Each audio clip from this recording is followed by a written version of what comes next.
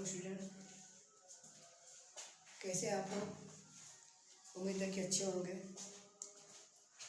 आज मैं आप लोगों को इंग्लिश टेंस पार्ट 4 पढ़ाने जा रहा हूँ। इंग्लिश टेंस पार्ट 4, इसमें हम बताएंगे प्रेजेंट परफेक्ट टेंस के बारे में। इंग्लिश पार्ट 4 में बताएंगे प्रेजेंट टेंस के बारे में। जैसे कि आपने देखा होगा कि इंग्लिश पार्ट 1 में हमने आपको सिंपल इंट्रोडक्शन दिया था टेंस के बारे में कि टेंस कितने प्रकार के होते हैं। इंग्लिश टेंस पार्ट 2 में हमने आपको प्रेजेंट इंडिफिनिट टेंस बताया था। इंग्लिश टेंस पार्ट 3 में हमने आपको प्रेजेंट कंटिन्यूअस टेंस बताया था। और आज इंग्लिश पार्ट 4 में प्रेजेंट परफेक्ट टेंस के बारे में बताएंगे। तो आज आप लोग जानेंगे कि प्रेजेंट परफेक्ट टेंस के जो सेंटेंस होते हैं उनको किस तरह से ट्रांसलेट करते हैं, हिंदी से इंग्लिश और इंग्लिश से हिंदी। तो सबसे पहले यदि आप हमारे चैनल पर नए हैं तो हमारे चैनल को सब्सक्राइब कर लीजिए, बेल आइकन घंटी को प्रेस कर लीजिए, वीडियो लाइक कीजिए, शेयर कीजिए एंड कमेंट कीजिए। और जो भी आपकी समस्या है उसे कमेंट से पूछ सकते हैं। सबसे पहले मैं आपको ये बता दूं कि जो हमारे स्टूडेंट इंग्लिश पार्ट 1 2 3 नहीं देखे हैं या एक्टिव पैसिव नहीं देखे हैं या इंग्लिश के अलावा साइंस और अन्य विषय से संबंधित कोई हमारा वीडियो यानी कोई हमारा पढ़ाया हुआ लेक्चर अगर नहीं देखे हैं तो वे लोग हमारे चैनल पर जाकर और देख सकते हैं। इसके लिए उन्हें कुछ नहीं करना है, बस चैनल को सब्सक्राइब कर देना है। चैनल को सब्सक्राइब करते ही वो हमारे चैनल पर चले जाएंगे, वहाँ जाकर वो इंग्लिश टेंस के जितने भी पार्ट हैं और अन्य सब्जेक्ट के जितने भी पार्ट हैं उसे आसानी से देख सकते हैं। तो चलिए ज़्यादा समय को न खर्च करते हुए हम चलते हैं अपने टॉपिक में। हमारा टॉपिक आज का है इंग्लिश टेंस पार्ट 4। इसमें बताएंगे प्रेजेंट परफेक्ट टेंस के बारे में। सबसे पहले आप जान लीजिए कि प्रेजेंट परफेक्ट टेंस क्या होता है। तो प्रेजेंट परफेक्ट जिसे हम जानते हैं, प्रेजेंट का मतलब होता है कि वह कार्य या वह घटनाक्रम जो वर्तमान में हो रहा है वो तो प्रेजेंट होता है। लेकिन जो वर्तमान में हुए कुछ समय हो गया हो, यानी वर्तमान में ही हो रहा है या वर्तमान में ही हुआ है, लेकिन उसको हुए कुछ समय हुआ है वर्तमान में ही, तो प्रेजेंट परफेक्ट टेंस होता है। जैसे हम मान लीजिए हम कह रहे हैं कि वह जा चुका है, तो वह जा चुका है इसका मतलब ये हो कि वर्तमान में ही वो जा चुका है, पास्ट में नहीं, वर्तमान में ही जा चुका है। मतलब वर्तमान में ही काम को बीते हुए कुछ टाइम हो जाए तो हम बोलते हैं कि वह प्रेजेंट टेंस का सेंटेंस है।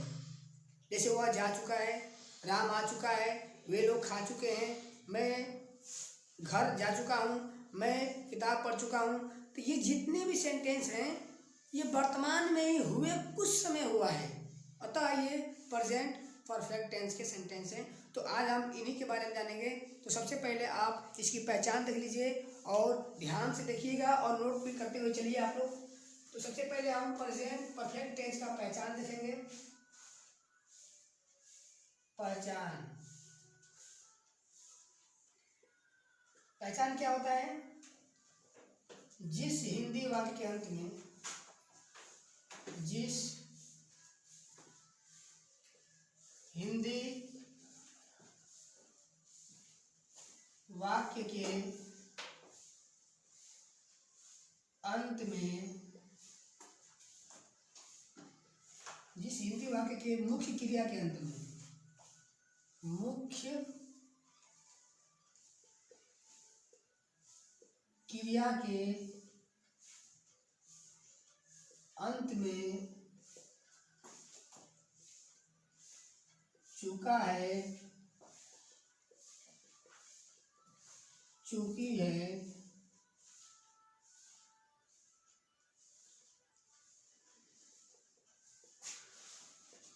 चुके हो,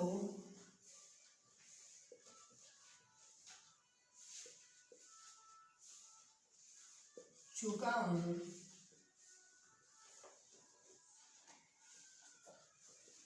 इत्यादि आते हैं, इत्यादि आते हैं तो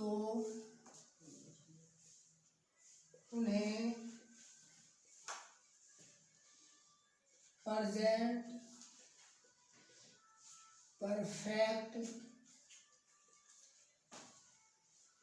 टेंस का वाक्य कहते हैं, वाक्य कहते हैं।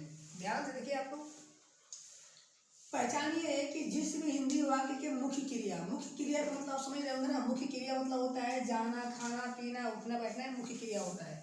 तो जिस हिंदी वाक्य के मुख्य क्रिया के अंत में चुका है, चुकी है, चुके हो, चुका हूँ इत्यादि आते हैं तो उन्हें प्रेजेंट परफेक्ट टेंस का सेंटेंस कहते हैं या वाक्य कहते हैं। सबसे पहले आप ये भी ध्यान दीजिएगा कि इसमें लास्ट में ये पहचान के लिए दिया होता है। अगर ये दिया होगा तभी वो प्रेजेंट परफेक्ट टेंस का सेंटेंस होंगे। अब एक चीज़ और जान लीजिए, इसमें मैं कहूँ कि मेरे पास एक गाड़ी है, उसके पास एक कार है,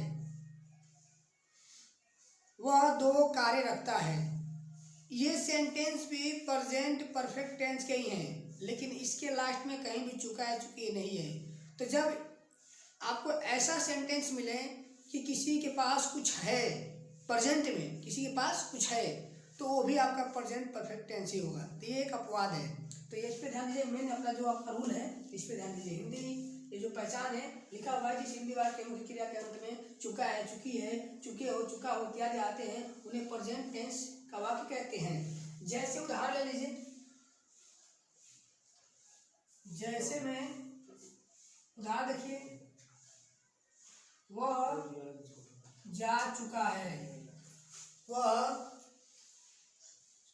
जा चुका है। ध्यान दीजिएगा, यहाँ पे चुका है एक प्रेजेंट परफेक्ट टेंस का सेंटेंस है।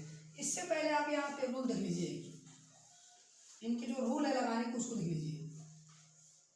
रूल, पॉजिटिव सेंटेंस हो जिसमें नहीं और प्रश्नवाचक शब्द न आया हो, उसके लिए रूल क्या है? एस फॉर सब्जेक्ट, एक वचन के लिए हैज, बहुवचन के लिए अथवा में है। क्रिया का सेकेंड फॉर्म एंड यहाँ पे क्रिया का थर्ड फॉर्म आएगा। यहाँ पे क्रिया का में जो मेन वर्ब है उसका थर्ड फॉर्म आएगा प्लस ऑब्जेक्ट। ये पॉजिटिव सेंटेंस के लिए है, मतलब इसमें नहीं या प्रश्नवाचक शब्द न आया हो, कि प्रश्नवाचक चिन्ह भी नहीं लगा है और नोट भी नहीं आया है। तो पहला है पॉजिटिव सेंटेंस के लिए। दूसरा देखिए, दूसरा रूल है सब्जेक्ट प्लस एक वचन के लिए हैज, बहुवचन के लिए हैव, और ये नेगेटिव है इसलिए इसके बाद नॉट आ जाएगा और इसके बाद क्रिया का थर्ड फॉर्म आ जाएगा। क्रिया का थर्ड फॉर्म प्लस ऑब्जेक्ट।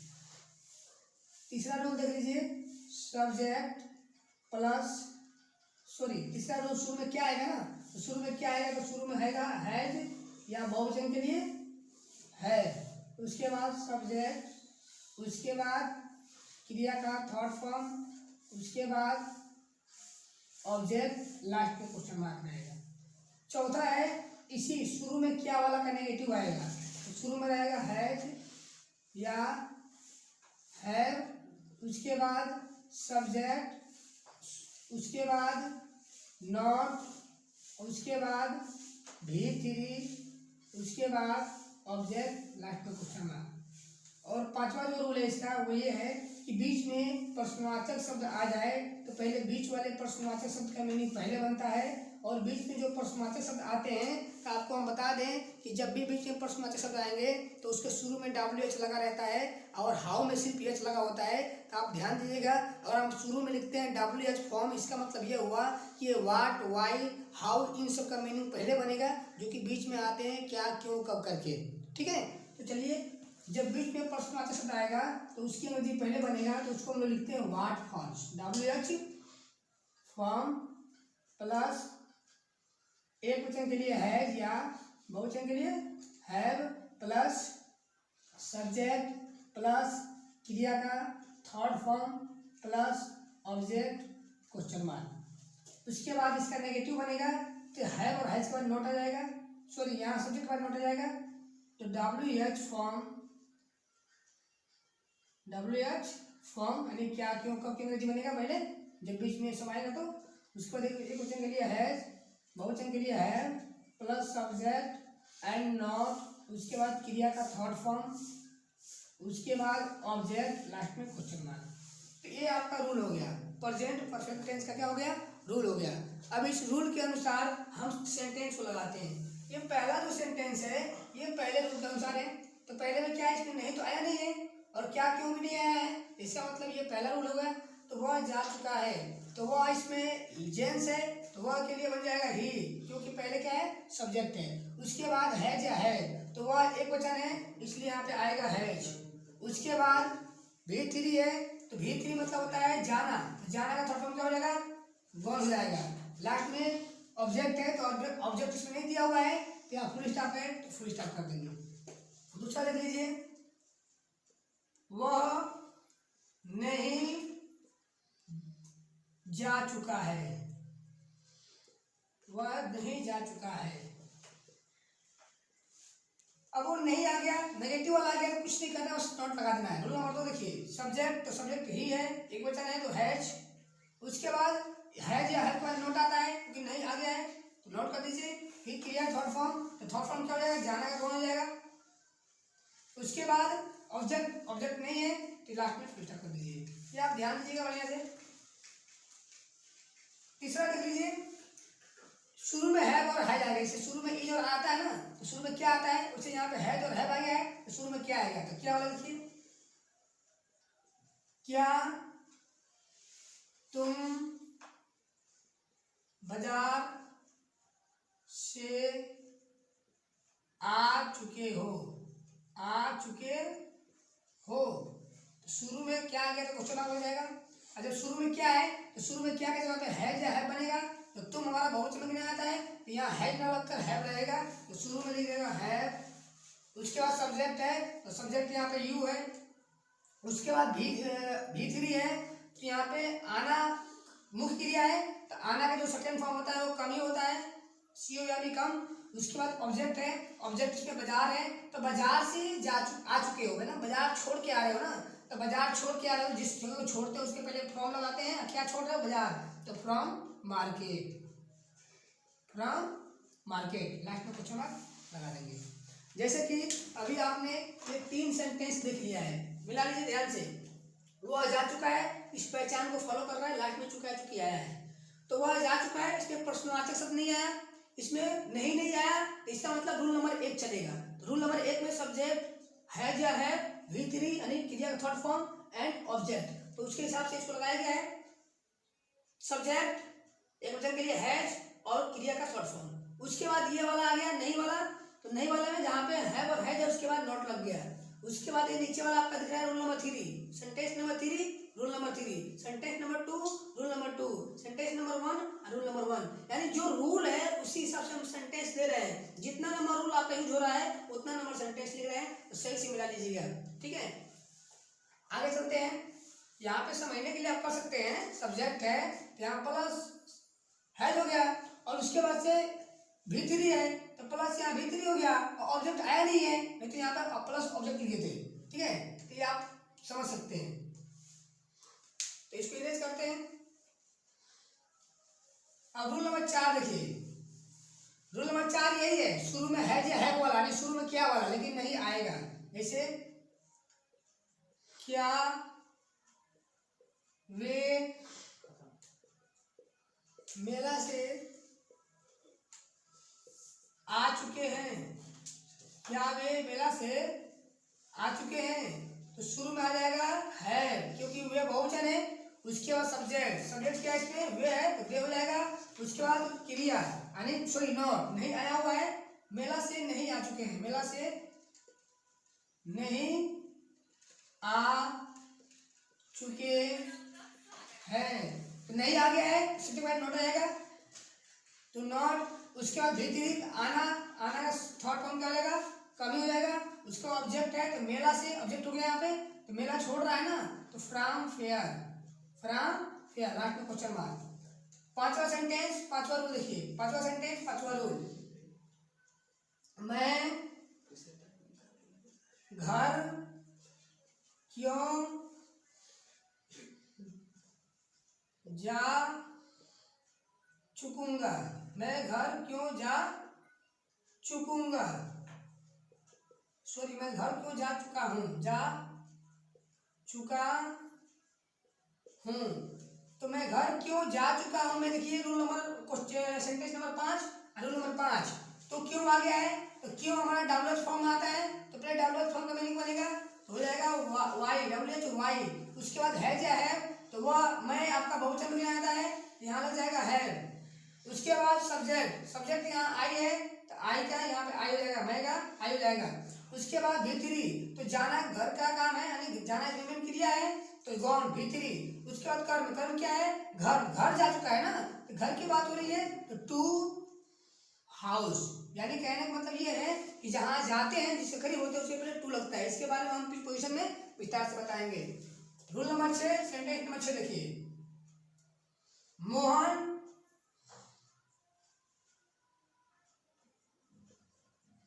अपने विद्यालय, या मोहन अपना लिख लो, मोहन अपना किताब पढ़, मोहन अपना किताब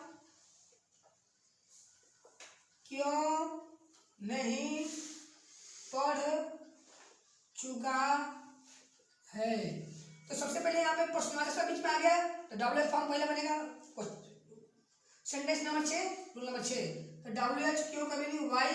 उसके बाद है क्या है, तो मोहन अकेला है, एक वचन है तो है। उसके बाद यहाँ सब्जेक्ट, सब्जेक्ट मोहन ही है, यम हो एच एन मोहन जाएगा। उसके बाद नहीं आया हुआ है तो नहीं के लिए नॉट हो जाएगा, यू नोट टी नॉट। उसके बाद क्रिया का थर्ड फॉर्म भीतरी, तो क्रिया में क्या है, पढ़ना है, तो पढ़ना का थर्ड फॉर्म रीड होता है, रीड का रीड होता है। उसके बाद ऑब्जेक्ट है, तो अपना किताब यहाँ ऑब्जेक्ट है, अपना किताब यहाँ क्या है, ऑब्जेक्ट है, तो लिखेंगे हिज बुक, लास्ट में कुछ लगा देंगे। इसको देख लीजिए ध्यान से एक बार। रूल नंबर 4 ये कह रहा है कि शुरू में है जो है लगे तो इसका मतलब क्या आएगा, तो शुरू में क्या आया हुआ है, क्या वे सब मेला से नहीं आ चुके हैं। तो जो आप 3 लगाए हो उसी 3 वाले में आपको कर्ता पर नोट लगा दिया गया है, भीतरी और ऑब्जेक्ट हो गया।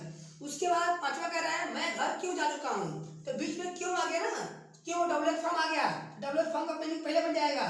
उसके बाद है या है, तो यहाँ पे मैं बहुवचन में गिना जाता है और है के साथ, तो मैं आया है तो यहाँ पे है आ जाएगा।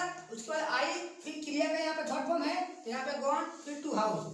रूल नंबर 6 में भी आपको वही है, बीच में प्रश्नवाचक आ गया तो डब्ल्यूएच वाई, वाई यानी डब्ल्यूएच फॉर्म। उसके बाद एक वचन है मोहन तो है, उसके बाद करता है मोहन तो मोहन, एंड नहीं आ गया है तो नहीं के लिए नॉट, एंड क्रिया थर्ड फॉर्म है तो रेड का थर्ड फॉर्म रेडी होता है, एंड ऑब्जेक्ट क्या है, तो ऑब्जेक्ट है अपना किताब तो हिज बुक हो गया।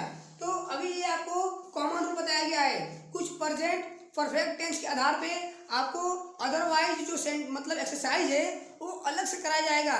क्योंकि हमारे पास टाइम कम रहता है और कम टाइम में ये मैं आपको समझाना होता है, तो हम सोचते हैं कि छोटे छोटे पार्ट में समझाएं। तो अभी आपको क्लियर बस रूल बताया गया है, आप इस रूल को दिमाग में रख लीजिए और रूल को दिमाग में रख रख के आप मिलाते हुए चलेंगे तो आपको सब समझ में आ जाएगा। यहाँ पे देख लीजिए डब्ल्यूएच फॉर्म प्लस हैव या हैज, तो हैज आएगा के लिए प्लस मोहन सब्जेक्ट है प्लस नॉट और प्लस क्रिया का थर्ड फॉर्म आपको दिख रहा है और प्लस कर्म यहाँ आपको दिख रहा होगा।